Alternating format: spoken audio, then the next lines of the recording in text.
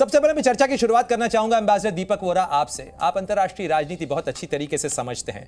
क्या वाकई में यह मजहब का विवाद है या जमीन का झगड़ा है या इन दोनों के बीच में कहीं है? क्योंकि लगातार अपनी अपनी सुविधा से जो इस लड़ाई के किरदार हैं वो इसे डिफाइन करने की कोशिश करते रहते हैं। आभारी हूं साहब, थैंक यू वेरी मच। बहुत बहुत धन्यवाद कि आपने मुझे मौका दिया है आपसे सीखने का, और बाकी जो आपके पैनलिस्ट हैं उनकी जानकारी मुझसे कहीं ज़्यादा है। और आपका चैनल तो इंसेनली पॉपुलर, जो अंग्रेजी में कहते हैं, दुनिया भर में प्रसिद्ध है। ये दोनों चीज़ें हैं कुछ हद तक। बेसिक झगड़ा तो वही है ज़मीन का, कि ये मेरी धरती है, यहूदी लोग कहते हैं ये हमारी है, जहाँ से हमको 2000 साल पहले निकाल दिया गया था।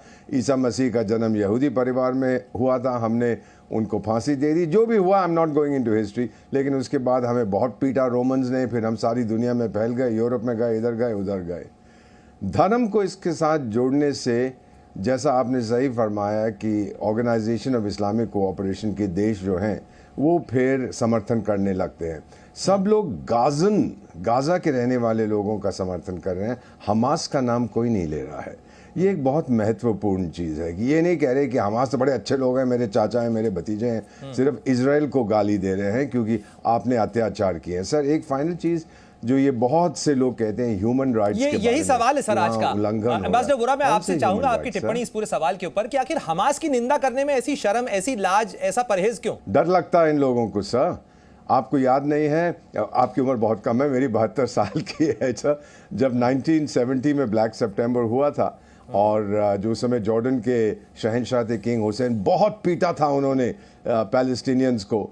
उस समय पाकिस्तान के एक ब्रिगेडियर साहब थे जिया उल हक, जो बाद में राष्ट्रपति बने, तो उनके नेतृत्व में जॉर्डेनियन आर्मी ने बहुत मारा था पैलेस्टीनियंस को। और उस समय क्या था, पूरे जॉर्डेनियन प्रेस, और सुन लीजिए सर, पाकिस्तानी प्रेस, अरे इन आतंकियों को सजा सुनाओ, सजा मजा चिखाओ, ये बड़ा अच्छा काम कर रहे हैं जॉर्डन के। उसमें धर्म कहाँ गया? उस समय मानव अधिकार कहाँ गए? जब आपके लोग इसमें शरीक थे तो कोई गाली देने को तैयार नहीं था जॉर्डन के शहंशाह को। सब गाली दे रहे थे पैलेस्टीनियंस को, और यासिर अराफात उस समय उनके नेता थे। लेकिन अब जब PLO का बाप आया है, जो है हमास, जो टोटली आतंकी संगठन है, उसके जो कुछ उसने किया उस पर चुप्पी साधे हुए हैं। और जो इजराइल कर रहा है अपने बचाव के लिए, ये तो यूनाइटेड नेशंस के चार्टर में है, हर देश को अधिकार है सेल्फ डिफेंस का। ये लोग पढ़ते नहीं है ना सर, वो गाली देनी शुरू कर देते हैं। बिल्कुल एम्बेसडर वोरा, अगर आप कहते हो कि हमारा कॉन्स्टिट्यूशन से भी इसी बारे में चर्चा कर रहा था कि यूएन चार्टर 51 आर्टिकल 51 साफ तौर पर कहता है राइट टू सेल्फ डिफेंस, और वो काफी महत्वपूर्ण होता है मेंबर स्टेट्स के लिए। जनरल सिन्हा, मैं आपका भी रुख करना चाहूंगा इस पूरे मामले में। जैसे जैसे लड़ाई बढ़ती जा रही है, इस बात की आशंका बढ़ रही है कि इसका दायरा फैलेगा। जैसे बयान ईरान की तरफ से आए, हिजबुल्लाह जिस तरीके से दबाव बना रहा है लेबनान को इस लड़ाई के अंदर शामिल करने का, हालांकि इस मामले पर अभी कॉन्फ्लिक्ट बरकरार है। ये जंग का दायरा आप कितना बढ़ता हुआ देख रहे हैं, और अगर ये जंग बढ़ी तो कितनी खतरनाक होगी? क्योंकि पूरी दुनिया इस समय इस आशंका में जी रही है कि कहीं तीसरे महायुद्ध की चिंगारी तो नहीं भड़क गई। प्रणय, जय हिंद। देखिए, जब तक जो बाइडन साहब आए इजराइल में डायरेक्टली वॉर जोन में, और उनकी जो मीटिंग थी जॉर्डन के अंदर में, और जो भी वहाँ के लोकल प्लेयर हैं, खास करके जिसमें जॉर्डन हैं, जिसके अंदर में मोहम्मद अब्दुल्ला जी हैं वहाँ के, जो जिसको पैलेस्टाइन अथॉरिटी का, दूसरा जहाँ पर आपका इजिप्ट का एक जो मामला है, तो ऐसा लग रहा था कि शायद ये बढ़े नहीं। जिस तरह से इसको डिफीट किया गया, ये बाई डिज़ाइन है।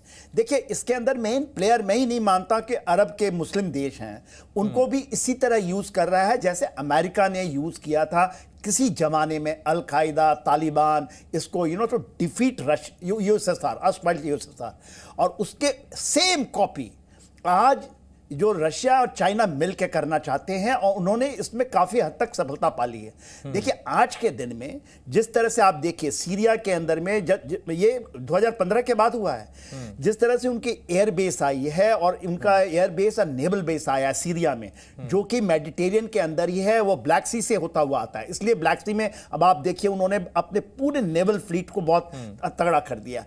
आप यदि रेड सी से जाते हैं, इधर से निकलते हैं, तो इस जगह भी सूडान सबसे पहले आपने डिस्टर्ब देखा, फिर आप देखिए, ये थोड़ा सा मैं डिफरेंट आपको एक एंगल देता हूं।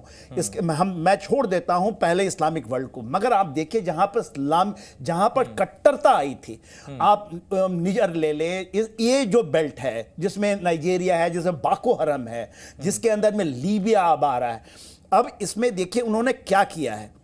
इसमें चाइना बहुत बड़ा प्लेयर है, रशिया का दिमाग इसमें चल रहा है उसमें, और उन्होंने क्या किया है, पूरा का पूरा ईरान को एक बनाते हुए सारे, इसमें प्रॉब्लम नहीं है कि मुस्लिम देश हैं, इसमें यदि हिजबुल्लाह घुम जाता है, हमास घुम आ जाता है, बाको हरम चेचनिया इसमें बोल रहे हैं, उसमें यदि अल कुर्द आ जा रहा है। ये जो आप सारी बातें कर रहे हैं ये सारे तो नॉन स्टेट एक्टर्स हैं। नॉन स्टेट एक्टर्स वो तमाम मोहरे हैं जिनके पीछे खिलाड़ी कोई और है। लेकिन बड़ा सवाल इस चीज को लेकर है कि क्या जो इस्लामिक वर्ल्ड है, क्या जो अरब देश हैं, वो इस चीज को अच्छे से नहीं समझते हैं? अगर वो ये नहीं समझते हैं तो इस मामले के अंदर क्या उन्हें ये पॉलिटिक्स समझ में नहीं आ रही? और इसमें जो ये मजहब का रंग देने की कोशिश की जा रही है, हमास को खोलकर अगर खारिज किया जाए तो इसमें इतनी परेशानी, क्या दिक्कत है? देखिए, एक लेके चलिए प्रणय कि हमास का तो खात्मा 100% हो जाएगा, क्योंकि इजराइल क्यों नहीं खड़े होना चाहते हैं आज, उसका एक कारण है। देखिए, उनको भी प्रॉब्लम है, पूरा का मुस्लिम वर्ल्ड आईओसी जब बना था, जब आप देखिए 7-10 जिसको हम कहते हैं 7 अक्टूबर में जब हमास ने किया, उसने क्या कहा, अल अस्का फ्लड का मैं बदला ले लिया। उसने वहीं से मुस्लिम रंग देने की ट्राई की है। और उसके बाद जिस तरह से चीजें, पर इनकी इतनी डिवाइड है, आप सिया सुन्नी डिवाइड छोड़ दीजिए, ईरान आज के दिन में इस तरह से उभरता, आज यदि इस्लामिक वर्ल्ड उनके साथ लग जाए तो, क्योंकि मिलिटरली केवल उसके पास कैपेबिलिटी है आज के दिन में, तो कि वो कुछ कर सके यदि खड़ा होता है, मगर उसके भी पैर कांप रहे हैं। यदि कहीं पर भी अमेरिका, यही तो सबसे बड़ा खतरा है जनरल सिन्हा की, ये जंग अगर फैली तो सबका दामन जलेगा, घर किसी का नहीं बचेगा, और यही सबसे बड़ा खतरा है। असगर खान साहब भी हमारे साथ जुड़े हुए हैं, मैं उनका भी रुख करना चाहूंगा। असगर साहब, इसके कानूनी पहलू भी हैं, क्योंकि यह मुद्दा 1948-1949 के समय से चला आ रहा है और लगातार इस पूरे मामले के अंदर कई बार रेजोल्यूशन आए, लेकिन जब रेजोल्यूशन आता है, रेजोल्यूशन को आप अस्वीकार करते हैं, उसके बाद आप मैदान जंग में जाते हैं, मैदान जंग में हार जाते हैं, और उसके बाद आप कहते हैं कि यह मामला तो मजहब का है, जमीन का झगड़ा नहीं है, हम इस मामले को सेटल नहीं होने देंगे। किसी भी ऐसे ऑर्गेनाइजेशन से जो ये कहता हो कि दूसरे देश को या उस सभ्यता को, उस व्यक्ति को वहां रहने का अधिकार ही नहीं है, उसे मिटा देना चाहिए नक्शे से, उससे क्या और कैसे बातचीत हो पाएगी? देखिए, बिल्कुल सही फरमाया आपने। सबसे पहले तो मैं ये बता दूं कि जंग, खूंजनी, नफ़रत, इन तमाम चीज़ों के हम ख़िलाफ़ हैं, चाहे वो इसराइल करे चाहे वो हमास करे, और ऐसा नहीं होना चाहिए। और बल्कि मेरा एक ज़ाती मशवरा है दुनिया के तमाम मुल्कों के साथ कि भाई सब लोगों को एकजुट होकर, कभी भी कोई किसी के आपस में नाराज़गी घरों में, पड़ोसों में, शहरों में, मुल्कों में कहीं भी हो जाती हैं, तो दूसरे लोग उसमें इंटरफेयर करके उसमें सुलह कराते हैं और बर्बाद होने से बचाते हैं।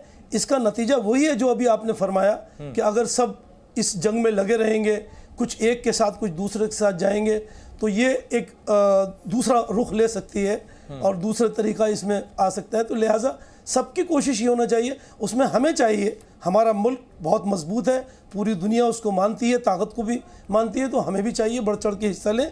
हालांकि अब ऐसा हुआ भी है, कुछ मीडिया के हिस्सों ने पहले कहना शुरू कर दिया था, हम भी, मैं आपकी राय जानना चाहता हूं, क्या सऊदी अरब ने, बहरीन ने, ओमान ने, यूएई ने हमास की निंदा न करके एक मौका चूक दिया?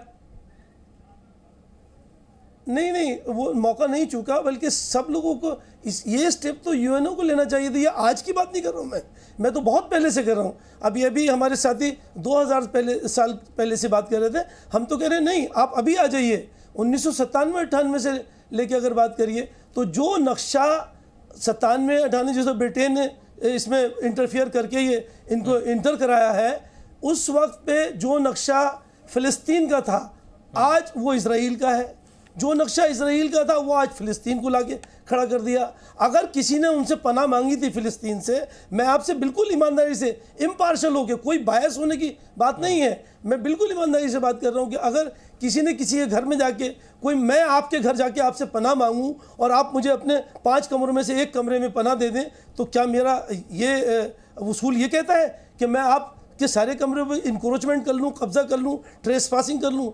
यही बिल्कुल हुआ है। मैंने एक छोटी सी मिसाल दी है घर को लेकर, यही हुआ है इसराइल और फ़िलिस्तीन के साथ। और इन्होंने सिर्फ ऐसे नहीं बल्कि जुल्म कर करके ये तो आज की बात है, चाहे वो हमास ने किया या किसी ने भी किया, जो ये अटैक तो कितने सालों से